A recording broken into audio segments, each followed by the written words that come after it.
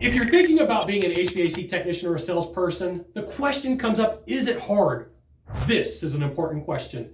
I'm Scott Silverbaum, I'm coming live for HVAC technician sales secrets on a perfect day to talk about sales and a perfect day to talk about you.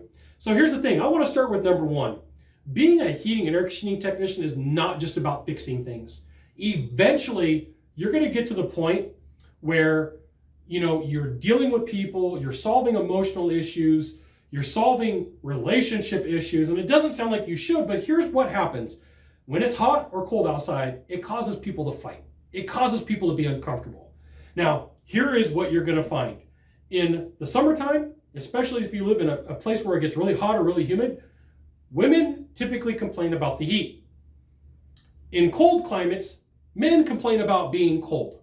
And so there is this constant battle.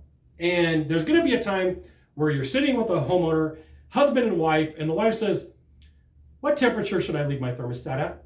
And this is leading to a question to prove their husband wrong.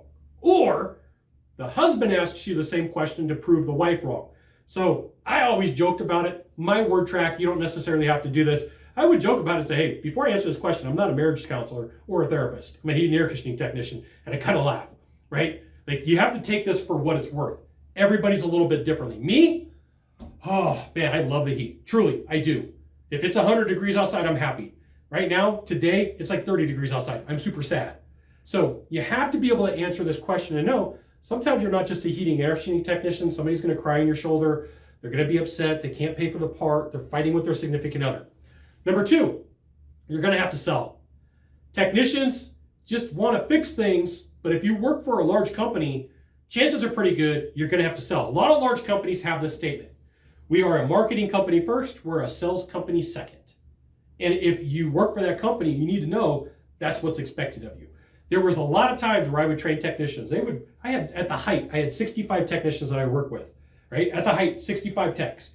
And sometimes they'd bring in a new guy. They just went to trade school, right? They're taught to fix things. They're not taught sales communication. This is why you should join HVACTechSecrets.com. I'll give you the goods, not in the Facebook group, not on the YouTube channel. Number three, you will deal with nice people and you're going to deal with jerks.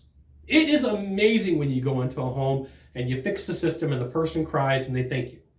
It is not amazing when you get to a home and somebody's super angry and upset with you because they're having a bad day. It happens. You're going to go to homes. Number four, you're going to go into homes and it's nasty. It's disgusting. And you're like, I don't know how I'm going to deal with this. There's been some homes where I'm like, I'm probably going to have to call the county or the city or the jurisdiction as part of this because this home, not so good.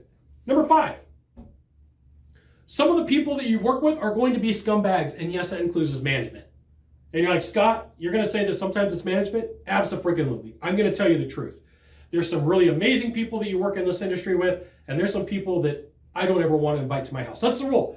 If I would invite you to my house for dinner, I like you. If I say, I'm not going to go out with you and meet up with you for root beers or soda because I'm allergic to alcohol, then that tells me a lot. There's going to be amazing people that you deal with. There's going to be not so amazing people that you deal with. And sometimes that's a management team. And as a bonus, there are days where life sucks and you're going to go through mental struggles. So I'm going to encourage you, get some mental help, have a conversation. There's nothing wrong with that. Find a therapist, find a counselor. I'm not a doctor. Please understand that I can't diagnose advice, but I will tell you this.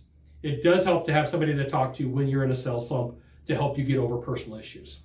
You got one thing to do from here, just one thing. Find the subscribe button, click on it. Every time I send out a video, you'll get an update that says, Scott Bell sent out another fantastic video. You should check it out, which you should.